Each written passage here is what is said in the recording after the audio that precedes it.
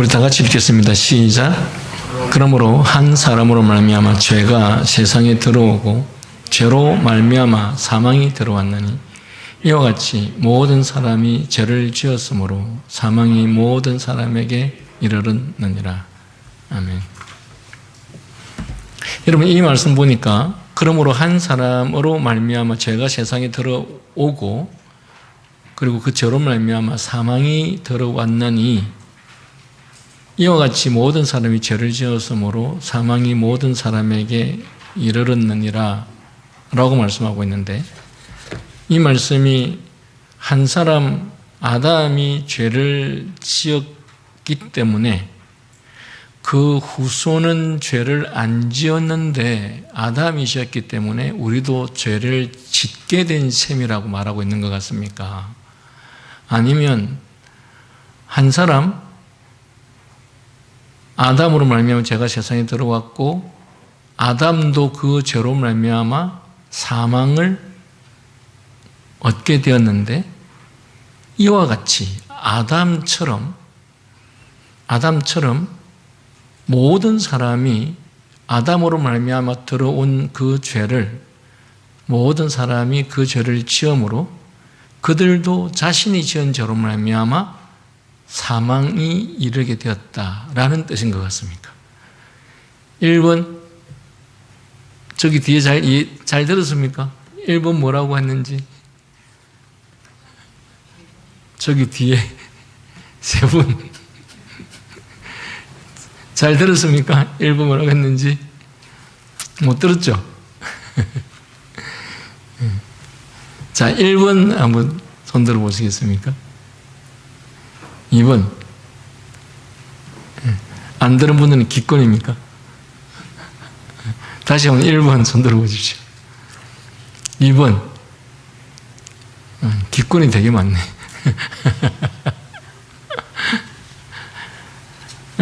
오늘의 제목은 2조 타락의 확장입니다. 확장. 그러니까 확장이라는 말 자체가 한 사람으로 말하면 죄가 들어왔는데 그 죄가 거기서 끝나지 않고 확장되었다는 뜻이죠. 자, 보겠습니다. 사람이 타락한 후에 부패하게 되었기 때문에 타락한 아버지로서 사람은 타락한 자녀를 낳았습니다. 이렇게 타락은 오래전에 펠라기우스의 주장처럼 펠라기우스는 아버지가 타락해서 죄를 지으니까 그 자녀도 아버지가 죄 짓는 걸 보면서 배워서 모방하게 되었다. 이렇게 펠라기우스로 주장하는데, 펠라기우스 주장처럼 모방에 의해서가 아니라 후대의 사람들, 그러니까 한 사람 아담이 죄를 지어서 타락하게 되고 부패하게 되었는데 그 후대의 사람들이 왜 그 후대의 사람들에게도 죄가 들어왔고 그 후대의 사람들이 왜 죄를 짓게 되었느냐 했을 때 그 원인이 뭐냐? 그것은 하나님의 의로우신 심판 때문에 그렇게 되었다라는 뜻입니다. 잘 이해했습니까? 그러니까 아담의 후손들이 왜 죄를 지었느냐 했을 때 아담이 범죄하였고 그 범죄한 아담에게서 그 범죄한 죄의 유전이 후대에게 전해지게 되었고, 그러면 그 왜 범죄한 죄의 유전이 후대에게 전해졌느냐 했을 때 그게 바로 하나님의 심판이었다라는 것입니다. 이해하셨습니까? 자, 그래서 모방에 의해서가 아니라 하나님의 의로운 심판에 따른 왜곡된 하나님의 의로운 심판이 주어짐으로 말미암아서, 그래서 아담에게 있었던 정상적 본성이 아니라 심판에 의해서 이제 아담의 본성이 왜곡되었다 말하면, 즉 부패하게 되었다는 거예요. 그래서 왜곡된 본성에 의해서 오직 예수 그리스도만 제외하고, 왜? 예수 그리스도는 하나님이시기 때문에 예수 그리스도만 제외하고 아담으로부터 그의 모든 세대에게로 이 심판이 확장되었다. 또한 그 죄의 본성이 원죄가 유전되어서 확장되었다. 이렇게. 이게 결국은 아담이 범죄함으로 말미암아 주어진 하나님의 심판이었다라는 것입니다. 자, 도르트 총회 이전 시대의 네덜란드 교회 성도들은 사람이 타락하지 않고 병들었다라고 가르침을 받았습니다. 오늘날 우리도 자칫 잘못하면 우리 자신들이 계속해서 범죄하고 하나님을 경외하지 않는 삶을 살면서 그것에 대해서 나는 타락했다, 나는 범죄하고 있다라고 말하지 않고 나는 병들었다 이렇게 생각을 할 수도 있습니다. 병들었다 이렇게 하면 마치 그것이 죄가 아닌 것처럼 느껴지기도 합니다. 제가 선교단체에 있을 때 선교단체에서 많이 하는 표현 중에 하나가 자신이 분명히 죄를 지었고 범죄했는데 그것을 범죄했다 말하지 않고 우리가 연약해서 그렇다라고 이렇게 표현을 합니다. 좋은 말인 것 같죠? 연약해서 그렇다 이렇게 하면 거기에는 뭐가 따르지 않습니까? 네? 죄가 따르지 않습니다. 제가 지난주에 그런 말씀을 나누었죠. 우리가 하나님 앞에서 순종 이렇게 말할 때 순종에는 이유가 없습니다. 이유가 없죠. 그죠? 그런데 꼭 순종을 하지 않고자 하는 사람들이 하는 말이 이런 이유 때문에 순종할 수 없게 되었다라고 말을 합니다. 예를 들어서 주의를 지킨다고 합시다. 그런데 주의를 지키지 못할 이유가 있었습니다. 그래서 주의를 지키지 못할 이유를 설명하면서 이런 이유 때문에 내가 주의를 지킬 수 없었다 이렇게 말하죠. 그렇게 말하면 결국은 그는 순종은 아님에도 불구하고 마치 전혀 불순종한 것처럼 보이지 않습니다. 왜? 이런 이유 때문에 내가 하지 못했다라고 한 그 말로 인해서 자신의 결정이, 자신의 행동이 마치 정당한 것처럼 보입니다. 그래서 우리는 순종하지 못할 때마다 항상 그에 따른 이유를 댑니다. 그리고 그 이유를 대는 사람은 그 이유를 대면서 그게 범죄다, 잘못했다, 불순종했다 생각하지 않습니다. 오히려 당당하게 생각합니다. 왜? 나는 이런 이유 때문에 나는 할 수 없다라고 말하기 때문에. 그러나 순종은 이유가 없이 어떤 경우에도 하는 것이 순종입니다. 그 외에는 모든 것이 불순종입니다. 제가 말씀드렸던 것처럼 여러분, 하나님께서 아브라함에게 이삭을 바치라고 할 때 그는 얼마든지 우리들처럼 그 나름대로 정당한 이유를 댈 수 있었습니다. 하나님께서 하늘의 별과 같이 바다의 모래와 같이 자손을 주시겠다고 하지 않았습니까? 그런데 이삭을 바치면 자손이 없어지는데 어떻게 하늘의 별과 같이 바다의 모래 같은 자손이 번성할 수 있습니까? 그것은 하나님께서 하나님의 약속을 스스로 부정하는 것이 아닙니까? 두 번째, 하나님은 하나님께 드리는 제사에서 인신제사를 드리라고 한 적이 없습니다.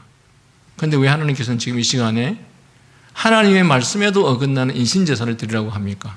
너무도 당당한 이유가 되는 표현이죠. 그죠? 그러면 만약에 아브라함이 그렇게 해서 아브라함이 순종하지 않았다면 하나님께서 아브라함을 통해서 이삭을 바쳤었을 때 일어날 수 있었던 그 하나님의 역사와 능력은 나타나지 않았을 것입니다. 두 번째, 이삭이 그런 이유를 들면서 이런 이유 때문에 내가 하나님 지금 상황이 이게 현실적으로 맞다고 생각하십니까? 그러니까 그렇게 할 수 없습니다 말할 때 그는 정정당당하게 말할 수 있죠. 근데 여기에서 아브라함이 뭘 놓칩니까? 하나님은 아브라함이 이삭을 죽였었을 때 죽게 된 이삭을 다시 살릴 수도 있는 분이시고 죽었다가 예수님처럼 사흘 만에 다시 살릴 수도 있는 분이시고 하나님의 방법은 인간이 생각하지 못하는 온갖 방법들이 다 있습니다. 그러니까 하나님의 약속을 이룰 만한 그러나 인간의 그 짧은 지식을 가지고 내가 생각하기에 얘가 죽으면 끝이지 않습니까? 라고 하는 건 자기 생각입니다. 그죠?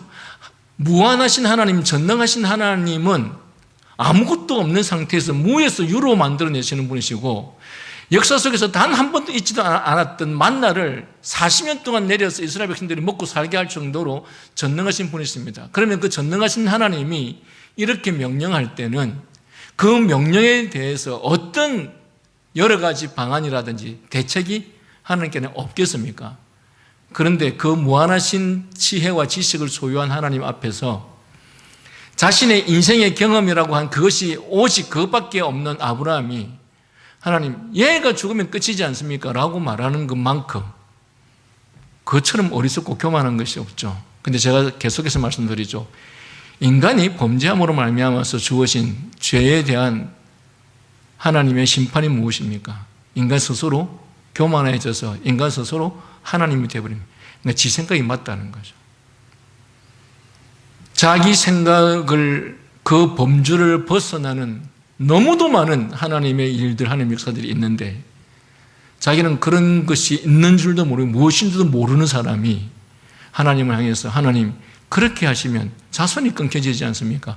라고 변명할 때 그는 그 스스로는 정정당당하게 당당하게 그 이야기를 한다는 것이죠.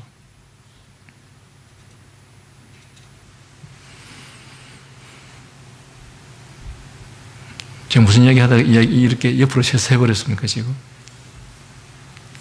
아니, 그 순종하는 이야기를 하다가 입으로 세버렸는데, 왜 순종이라는 말을 하게 됐습니까?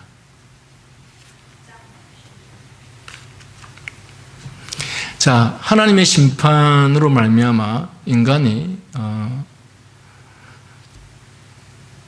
아담의 범죄로 인해서 아담만 불순종하게 된 것이 아니라 그 후손도 불순종하게 됐는데, 그 불순종이라는 것이 그러니까 우리가 불순종했다라고 하는 그 근거가 아담이 불순종했기 때문에 나도 그냥 불순종하게 된 것이다 라고 하는 것이 맞느냐?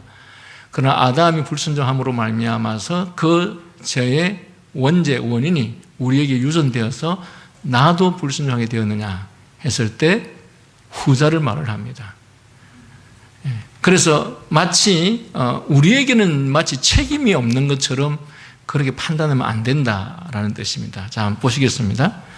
도르트 총회 이전 시대의 네덜란드 교회 성도는 사람이 타락하지 않고 병들었다는 가르침을 받았습니다. 그리고 아르미니우스주의자들은 펠라기우스의 잘못을 반복했습니다. 뭐라고요? 병들었다는 가르침. 그 펠라기우스의 잘못은 다른 사람의 모방한 결과라는 것이죠. 그러므로 신실한 교회 회원들의 사고를 바로잡기 위해서 우리 조상들은 2조에 있는 내용을 포함시켜야 할 필요가 있다고 봤습니다. 2조 뭡니까? 왜 내가 죄악되고 죄를 범하는지에 대한 문제를 말합니다. 아담이 죄를 지었고 아담이 타락했는데 왜 내가 죄악되고 죄를 범하게 되었는가? 왜 나를 죄를 범했다라고 말하는가에 대해서 주어진 답은 타락한 조상들로부터 타락한 자손들이 태어난다는 것입니다. 타락한 자손들에 의해서 타락한 자손들이 태어났고 그 타락한 자손들이 어떻게 한단 말입니까? 자기도 죄를 짓는다는 거예요. 타락한 나의 부모가 죄를 짓고 그 죄를 짓는 원죄를 가진 타락한 부모가 나를 낳았을 때 나도 그 타락한 마음을 가진 원죄를 갖고 태어났고 그리고 나서 나도 부모처럼 타락한 죄를 짓게 되었다라는 것이죠. 그래서 우리의 모든 죽음은 누구로 말미암아? 나 자신의 죄로 말미암아. 제가 몇 주 전에도 계속 그런 말씀을 나누었죠. 여러분, 우리가 국가 안에서 어떤 그 단체라든지 수많은 사람들이 한꺼번에 죽었을 때 또는 어린아이 있을 때 아이들이 집단적으로 죽었을 때 그때 늘 우리가 일반적으로 말하는 것처럼 누가 잘못해서 누구의 책임 때문에 그렇게 죽었다라고 말하죠. 그래서 그런 소위 말하면 죽음의 도구가 되었던 사람들을 우리는 어떤 형태로든지 징계해야 되고 심판해야 되고 그렇게 하죠. 그게 단지 형식이 아닙니다. 우리의 마음속에서 그것에 대한 심한 감정 또한 있죠. 그렇게 그 아이들을, 그 젊은 사람들을 죽게 만든 과정 속에 있었던 사람들은 소위 말하면 그들은 반대편의 사람들이 그냥 짓밟아 버려야 됩니다. 그래야 속이 시원하죠. 그러면서 하는 말이 저들 때문에 이 죄 없는 자들이, 이 죄 없는 어린아이들이, 이 죄 없는 젊은이들이 죽었다 이렇게 말을 하죠. 그러나 이 도르도신경뿐만 아니라 소기름 문답도 마찬가지지만 우리의 모든 죄는, 우리의 모든 죽음은 우리 자신들의 죄로 말미암아 죽게 된 것이지, 그것이 곧 하나님의 심판이었던 것이고, 그 결과로 죽는 것이 누구 때문에 죽고 누구 때문에 심판을 받는 일은 없다는 거예요. 모든 심판은 각자의 죄로 말미암은 것이다 라는 것입니다.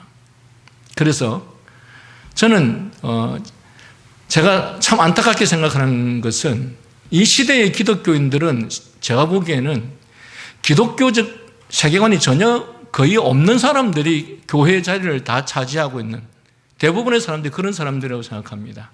왜냐하면 그리스도인이면 그들이 갖고 있는 사고방식이나 세계관이 성경에 근거한, 성경의 가르침에 근거한 사고방식과 세계관을 갖고 있어야 되는데, 이들이 몸만 교회 안에 있었지 이들이 하는 생각이나 판단이나 사고는 철저하게 세상 사람들이 갖고 있는, 즉 성경을 잘 알지 못하고 성경을 인정도 하지 않는 사람들이 갖고 있는 가치관이나 세계관을 가지고 세상을 바라보고 있다는 것이죠.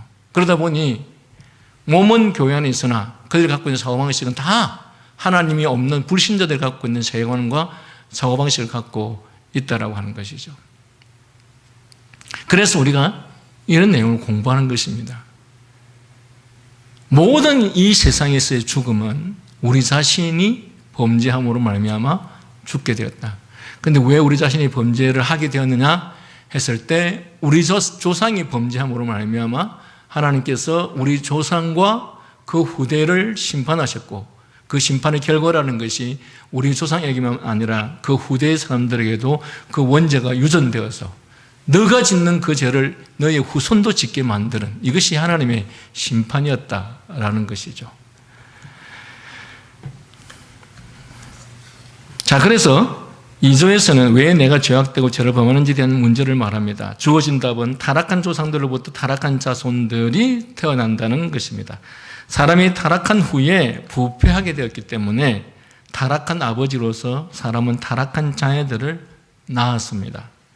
창세기 5장 1절에서 3절에서 우리는 다음과 같은 말씀을 읽습니다. 아담 자손의 계보가 이러하니라. 하나님이 사람을 창조하실 때에는 하나님의 형상대로 지으셨습니다. 그리고 남자와 여자를 창조하셨죠. 그들이 창조되던 날에 하나님께서 그들에게 복을 주셨습니다.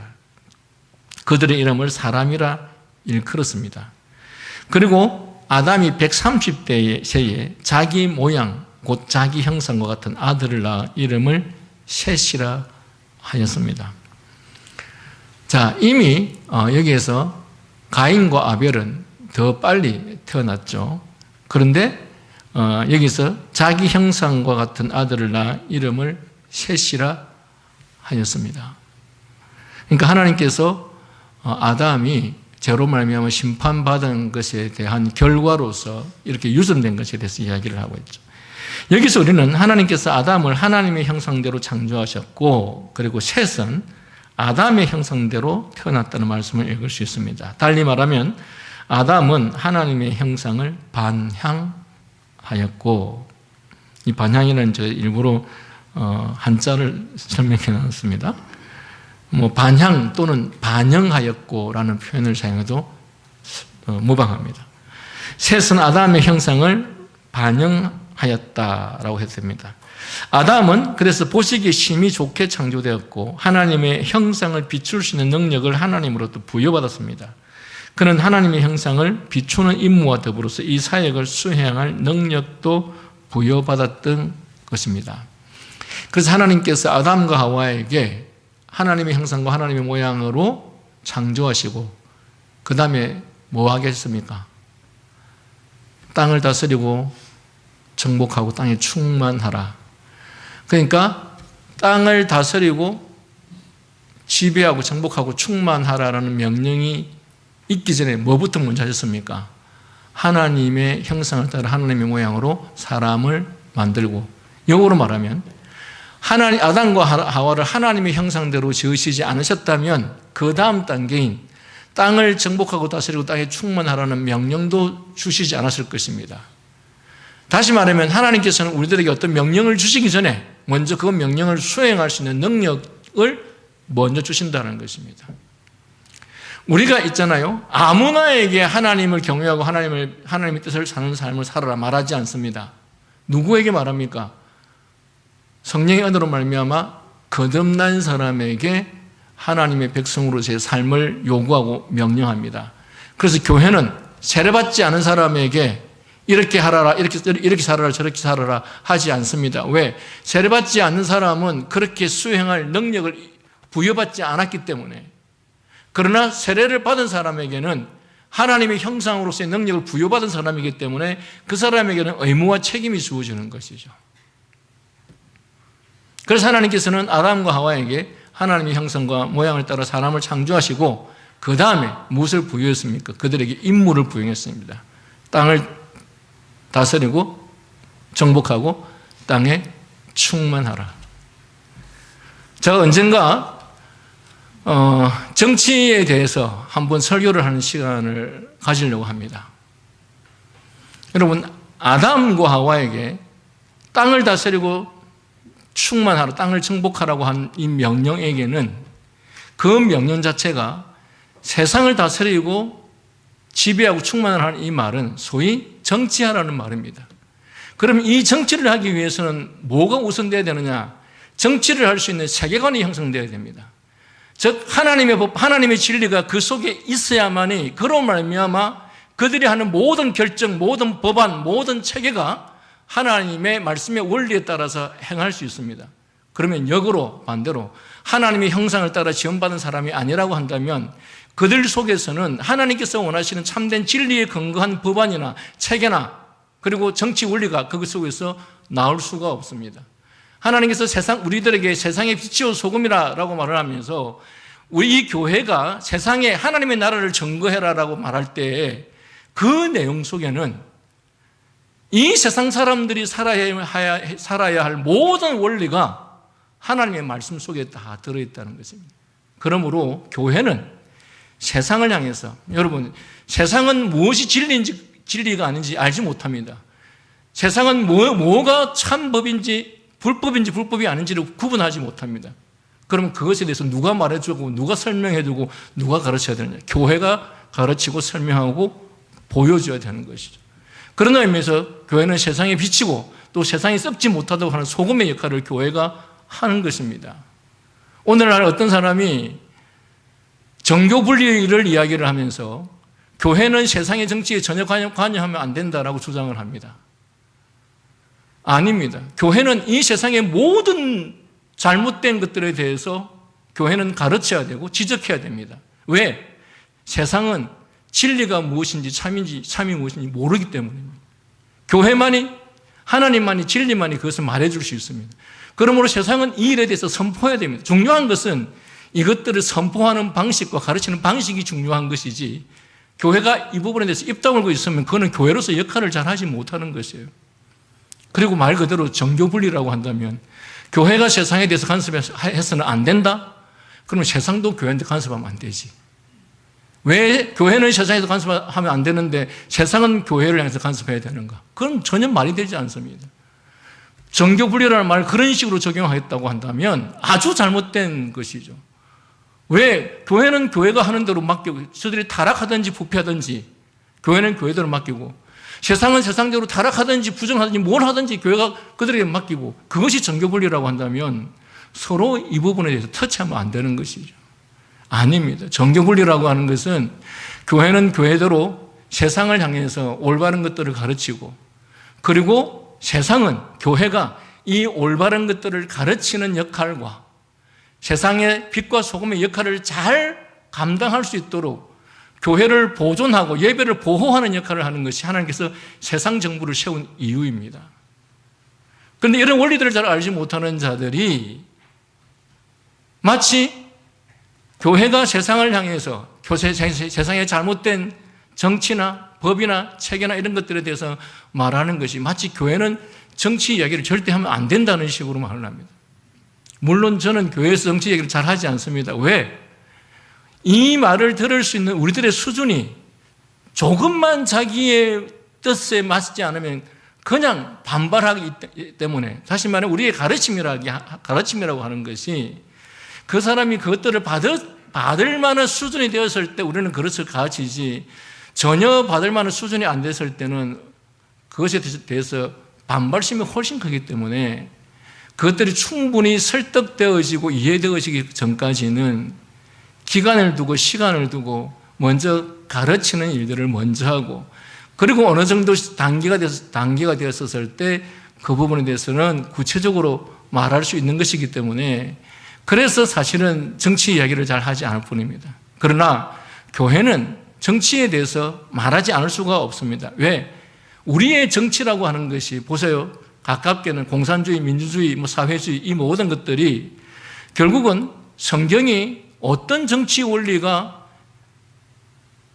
올바른 성경적 원리냐. 왜냐하면 성경이 말하는 것은 결국은 이 세상 사람들이 다 어떻게 가정을 이루고 어떻게 사회를 이루고 어떻게 국가를 이루고 이 가정과 사회, 국가가 어떻게 평안하게 존재할 수 있는가라는 그 모든 것이 다 어디에 실려 있습니다. 다 성경에 실려 있습니다.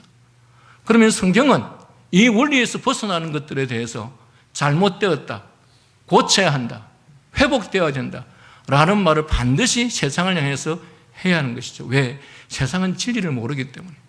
그들은 진리에 속해 있는 사람들이 아니기 때문에 옳고 그름에 대한 분별력이 없습니다. 여러분, 동성연애가 성경적입니까? 아닙니까? 아니죠. 그런데 지금 동성연애가 가르쳐집니다. 아이들에게. 어느 시점 되면 이게 법안으로 형성되겠죠. 법이 되면 그다음부터 동성연애를 해도 그게 죄가 아닙니다. 그러면 그 법안을 만드는 사람들이 동성연애가 참이냐 아니냐, 거짓이냐 아니냐 분별할 능력이 있으면 그들은 없습니다. 그러면 그것이 참인지 아닌지 누가 가르쳐줘야 됩니까? 교회가 가르쳐야 됩니다. 그래서 하나님께서 아담과 하와에게 땅을 정복하고 다스리고 충만하라는 것은 세상을 다스리라는 말입니다. 그런데 그 세상을 다스리기 전에 아담과 하와는 하나님의 형상대로 지음을 받았어야 합니다. 그들의 모든 사고방식, 그들의 모든 사고체계, 그들이 갖고 있는 진리에 대한 이해, 이 모든 것이 하나님께서 원하시는데 형성되어 있어야 됩니다. 그래야만이 그들을 통해서 이 세상이 하나님의 나라, 하나님의 뜻대로 다스려질 수 있기 때문인 것이죠. 그러니까 우리가 왜 하나님께서 아담과 하와를 창조하셨을 때 하나님의 모양과 형상대로 지음을 받았어야 했는가라는 것이 매우 중요하다는 뜻입니다.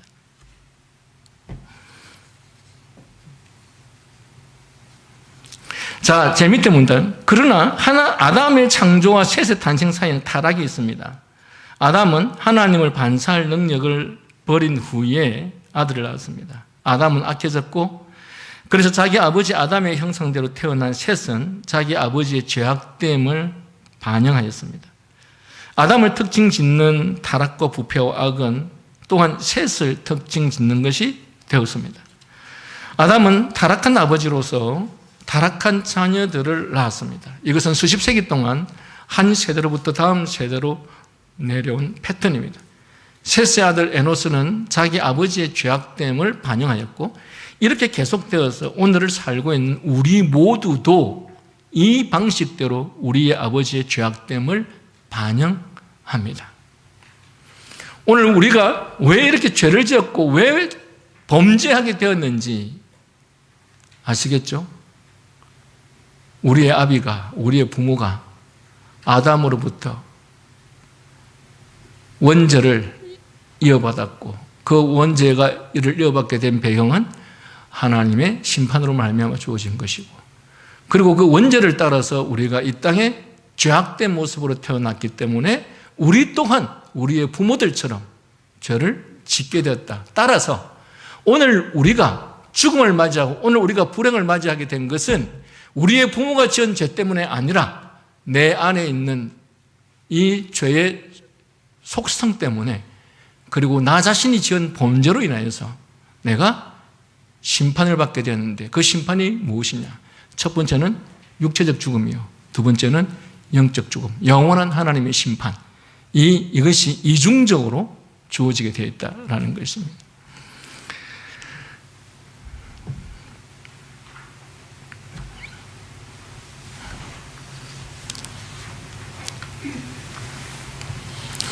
이 페이지 위에부터 다시 한번 읽겠습니다. 이것은 수십 세기 동안 한 세대로부터 다음 세대로 내려온 패턴입니다. 셋째 아들 에노스는 자기 아버지의 죄악됨을 반영하였고 이렇게 계속되어서 오늘을 살고 있는 우리 모두도 이 방식대로 우리 아버지의 죄악됨을 반영합니다. 오늘 우리가 낳은 자녀들은 우리의 죄악됨을 지니고 우리의 죄악됨을 또 나타낼 것입니다. 이것은 모든 해산의 원리이고 비극입니다. 자녀들은 부모를 반사하고 그리고 부모의 죄악됨을 반영합니다. 이 비극은 레위기 12장에서 강조되는데 거기에서 우리는 해산 후에 정결에 대한 주님의 교훈을 읽을 수 있습니다. 산모는 성부 하나님의 창조 세계 안에서 죄악된 아이를 낳았기 때문에 부정했습니다. 레위기에서 아이를 낳으면 그 여자를 부정하다 이렇게 했습니다. 그러니까 아이를 낳는 것 자체를 부정하다는 뜻이 아니고 지금 이 말처럼 죄악된 아이를 낳았기 때문에 부정하다 이렇게 말하는 것이죠. 죄악된 부모에게서 태어난 자녀가 죄악되다는 것은 다윗이 시편 51편 5절에서 자신에 대해서 고백한 것입니다. 내가 죄악 중에 출생하였으며 모친이 죄 중에 나를 잉태하였나이다. 여기서 다윗은 잉태의 행위가 죄악되다고 말한 것이 아니라 죄가 자신이 잉태되는 그 순간부터 자신 안에 존재한다는 것을 말합니다. 그러니까 잉태의 행위가 죄악된 것이 아니고요. 죄가 자신이 잉태되는 그 순간부터 자신 안에 존재하게 되었다. 그리고 사람에 대해서 욥은 이렇게 언급했습니다. 누가 깨끗한 것을 더러운 것 가운데서 낼 수 있으리까? 라고 말하고 추가해서 하나도 없나이다. 사람은 죄악됩니다. 그래서 그의 후손들도 불가피하게 죄악됩니다. 타락한 부모가 타락한 자녀를 낳는다는 개념은 벨직 신앙고백 15조에서도 다음과 같이 말합니다. 우리는 아담의 불순종에 의해서 원죄가 온 인류에게 완전히 퍼졌다는 사실을 믿습니다. 그리고 원죄는 인간 본성의 전적인 타락과 심지어 모태에 있는 유아에게까지 미친 죄성을 부모를 통하여 물려받는 악입니다.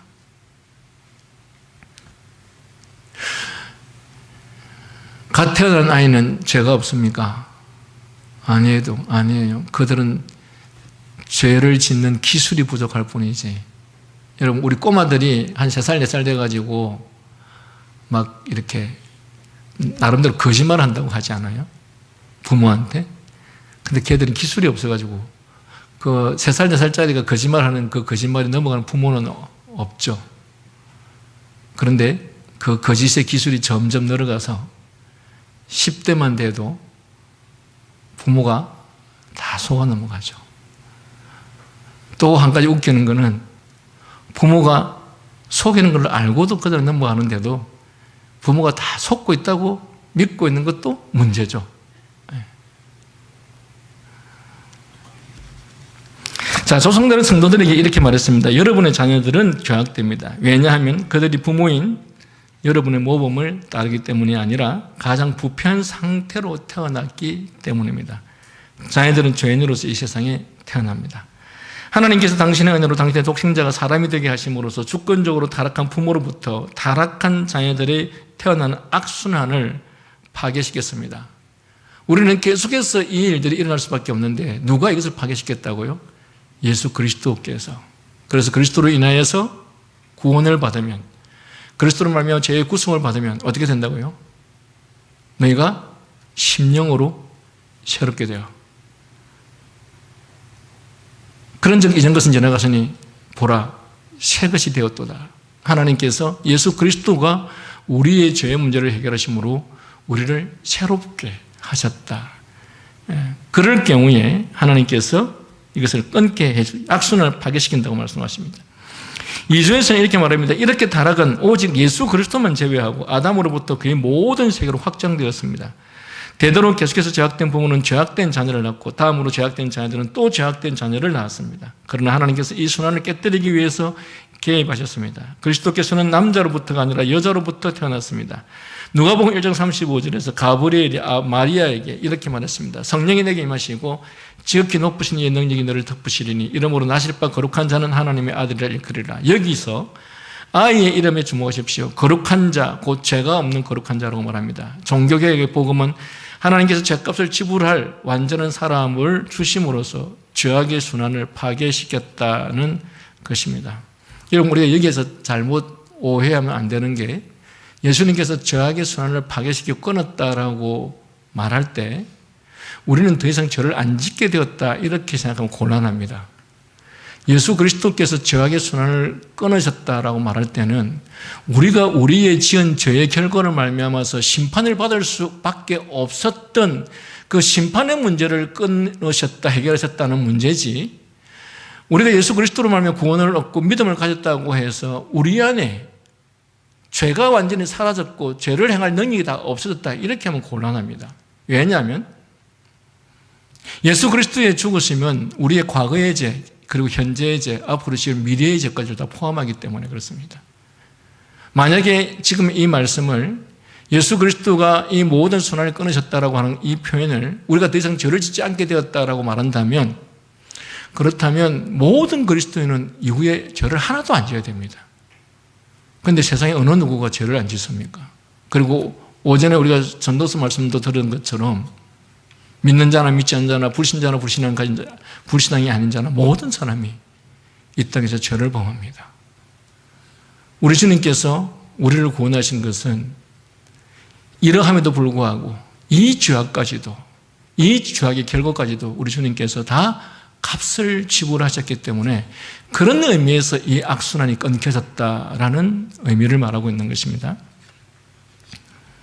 자, 이때 2조의 결론을 주목하십시오. 하나님의 의로운 심판에 따른 왜곡된 본성의 전달에 의해서 아담으로부터 그의 모든 세들이 확장되었습니다. 곧 하나님께서 자녀들을 죄악된 상태로 두신 것은 전혀 그런 의미에서 불공정하지 않습니다. 비록 자녀들이 아담의 타락 후에 수십 세기 후에 탄생했을지라도 말입니다. 왜냐하면 하나님께서는 성경에서 다음과 같이 말씀하시기 때문입니다.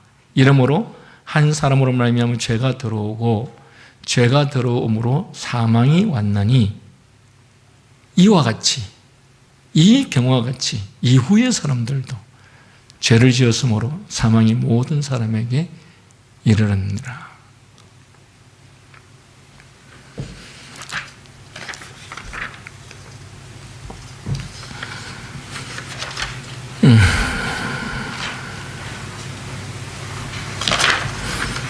자, 이어서 그 밑에 여기서 아담, 나다나엘, 나를 포함한 모든 사람들이 에덴 동산에서 죄를 지었다고 말합니다. 그렇다면 우리가 그곳에 있었다는 것을 어떻게 설명할 수 있습니까? 여기에 대한 가능한 설명 두 가지를 제안하겠습니다. 그러나 근본적으로 우리는 명확하게 설명할 수 없습니다. 이 두 가지 제안된 설명은 다음과 같습니다. 그러니까 우리가 죄를 짓지 않았는데 왜 아담과 하와의 그 범죄한 것에 대한 결과와 그 심판이 우리에게까지 주어졌는가?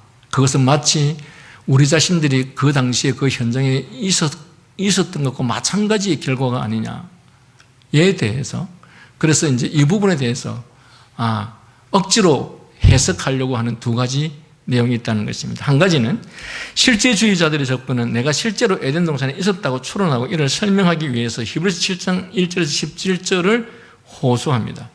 이 구절은 창세기 14장에서 아브라함이 전쟁에서 네 왕들을 패배시킨 후에 얻은 전리품의 10분의 1을 멜기세덱에게 주었던 일화를 상기시키면서 이 사실을 근거로 레위인들이 사실상 아브라함을 통하여 멜기세덱에게 10분의 1을 바친 것임을 보여주고 있습니다. 또한 10분의 1을 받는 레위도 아브라함으로 말미암아 10분의 1을 바쳤다 할 수 있나니 이는 멜기세덱이 아브라함을 만날 때에 레위는 아직 자기 조상의 허리에 있었음이니라. 자, 여기에서 인용되는 내용이 바로 제일 마지막 부분. 이는 멜기세덱이 아브라함을 만날 때에 레위는 아직 자기 조상의 허리에 있었습니다. 그러니까 아직 태어나지도 않았는데 레위 자손에게 11조를 주게 되었다라고 하는, 그러니까 후에 있어질 것에 대한 약속으로 주어진 것이라는 거죠. 그것을 인용하면서 이 구절을 가지고 실제주의자들은 내가 에덴 동산에서 벌어졌던 타락과 어떻게 연관되었는가 하는 것에 대해서 다음과 같이 설명합니다. 즉 레위가 비록 오랜 세월이 지난 후에 태어날 것이었지만 그가 아브라함의 허리에 있음을 인해 멜기세덱의 10분의 1을 바친 것처럼 우리도 아담이 죄를 범할 때 아담의 허리에 있어서 아담이 죄를 범하는 행동에 참여했다는 것입니다. 그러니까 아담이 존재할 때 아직 태어나지도 않았지만 언젠가 후에 아담의 허리를 통해서 우리가 태어날 것이기 때문에, 그래서 마치 태어나지 않았지만 아담의 허리를 통해서 태어날 것이기 때문에 그 당시에 아담의 허리에 있었다라고 인정해 주는 것과 같은 이런 방식으로 아담과 하와가 범죄했을 때 우리도 범죄했다라는 식으로 이거를 억지로 해석하려고 하는 하나의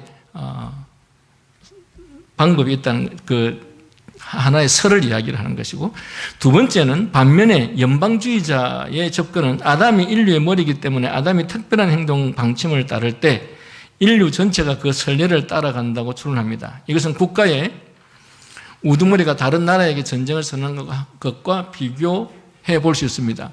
우두머리만 그 나라와 전쟁을 하는 것이 아니라 그의 나라 전체가 전쟁에 참여하게 되는 것입니다. 그러니까 아담과 하와가 범죄했었을 때 대표자인 아담과 하와가 범죄했기 때문에 자연히 그 후대도 그 전쟁에 참여하게 된 것이나 마찬가지다. 그런데 이 부분은 이제 자칫 우리가 잘못 속을 수 있는데요. 아담이 범죄에 참여했기 때문에 그 후대도 전쟁에 참여한 것이나 마찬가지다 했었을 때, 여기에 우리가 앞에서 읽었던 것처럼 아담과 하와가 범죄했었을 때에 그 범죄한 타락의 유전이 우리들에게 미쳤고, 그 범죄 유전이 우리에게 미쳤을 때 우리도 범죄하게 된 것이 우리가 지금 주장하는 거예요. 그런데 지금 여기 두 번째에서 말하고 있는 이것은 아담이 대표자로서 범죄했기 때문에 후대도 그 아브라함이 대표자로서 범죄한 것과 마찬가지로 그냥 자연스럽게 죄에 참여하게 된 것이다, 이렇게 주장한다는 것입니다. 잘 이해했는지 모르겠는데 이해가 잘 안 됐으면 나중에 마치고 저한테 다시 물어보세요. 자, 우리가 그 밑에 분단했습니다. 우리가 타락의 행위에 어떻게 참여했는지에 대한 해답을 찾으려고 할 때 위에 언급한 두 가지 접근은 우리의 모든 의문을 전혀 해결해 주지 못합니다. 왜 해결해 주지 못하는지 제가 설명을 했습니다. 이해가 안 되시는 분은 나중에 물어보십시오.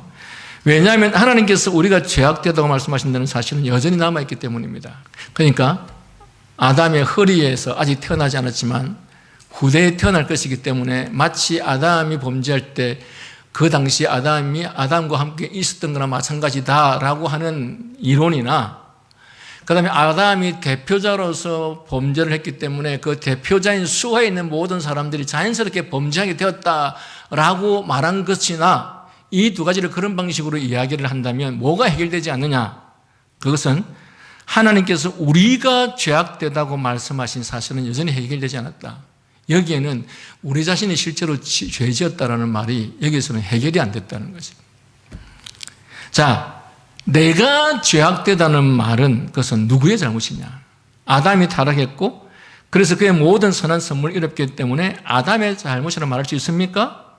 그렇지 않습니다. 주님께서는 내가 타락했기 때문에 내가 죄악되다고 말씀하십니다. 모든 사람들이 자기 잘못으로 인해서 심판을 받습니다. 여러분, 2살짜리가 누군가의 실수로 인해서 죽었습니다. 부모의 죄 때문에 죽었습니까? 누구의 죄 때문에 죽었습니까? 이 아이의 죄 때문에 죽었다. 모든 죽음은 그 본인의 죄에 대한 결과로 죽으시는 것이지, 누구 때문에 누가 누구의 죽음을 대신할 수도 없고 누가 누구의 죽음을 이끌 수도 없습니다. 그래서 오늘 이 내용은 타락의 확장을 이야기하면서 우리의 모든 심판은 철저하게 우리 자신의 죄악으로 말미암아 주어지는 것이다. 여러분, 이런 원리들을 우리 그리스도인들이 제대로 들었다면 세상 사람들이 말하는 그런 말에 쉽게 동조되지 않을 것입니다. 여러분, 이 세상에 선한 사람은 아무도 없습니다. 아무리 경건하게 보이는 사람조차도 그는 전혀 선하지 않습니다. 아무리 경건하게 보이는 그 사람조차도 성경은 그 사람에 대해서 이르기를 그 마음의 생각과 모든 계획이 항상 악하다. 그리고 아무리 경건하고 어려운 사람처럼 보인다 할지라도 그는 만물보다 그의 마음과 심령이 만물보다 부패하다 라고 말합니다. 그런데 어느 누가 내가 선해서 내가 착해서 그 선하고 착한 것에 대한 대가를 지불받아서 나는 잘 살아야 하고 나는 부유한 사람이고 나는 권력을 가져야 되고 누가 이런 사람이 있느냐? 세상에 그런 사람은 아무도 없다. 그래서 우리는 일시적으로 눈에 보이는 어떤 사람을 보면서 어떻게 저 사람이 저렇게 어렵게 살 수 있느냐? 어떻게 저 사람이 저렇게 가난하게 살 수 있느냐? 라고 말하는 것은 전혀 성경의 가르침을 제대로 배우지도 않고 믿지도 않는 사람이 하는 말이에요. 모든 사람은 있잖아요. 그 죄에 대한 대가로 철저하게 어느 정도의 심판을 받아야 되느냐. 다시는 헤어나올 수 없는 영원한 지옥에서의 형벌과 심판을 받아야 될 대상이 이 세상에는 어느 누구도 예외 없이 제외됨 없이 단 한 사람도 거기에 해당되는 사람이 없이 다 우리는 심판을 받아야 됩니다. 그런데 어떻게 거기에서 선한 사람이라고 말할 수 있겠느냐? 그럴 수 없다라는 것입니다. 하나님께서 우리가 이렇게 악인임에도 불구하고 악한 죄인임에도 불구하고 우리를 긍휼히 여기시고 우리에게 사랑을 베풀어 주시고 우리에게 구원을 베풀어 주신 그 자체가 하나님의 지극한 은혜고 사랑이라는 사실을 저희가 기억해야 할 것입니다. 비록 마지막 아르미니주의자들이 정확히 말하면 원죄와 같은 것을 가지고 인류 전체를 정죄하거나 현세의 형벌과 영원한 형벌을 받도록 하기에 충분하다고 말하는 것은 부적절합니다라고 말할지라도 주님께서는 그것이 공정하다고 말씀하십니다. 우리 조상의 고백대로 하면 그것은 하나님의 의로운 심판에 따른 것이기 때문에 원죄와 같은 것을 가지고 인류 전체가 심판을 받거나 정죄를 받는 것이 잘못됐다, 부적절하다라고 하는 말들에 대해서 동의할 수 없다. 왜?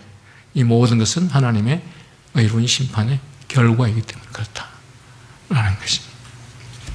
기도하겠습니다.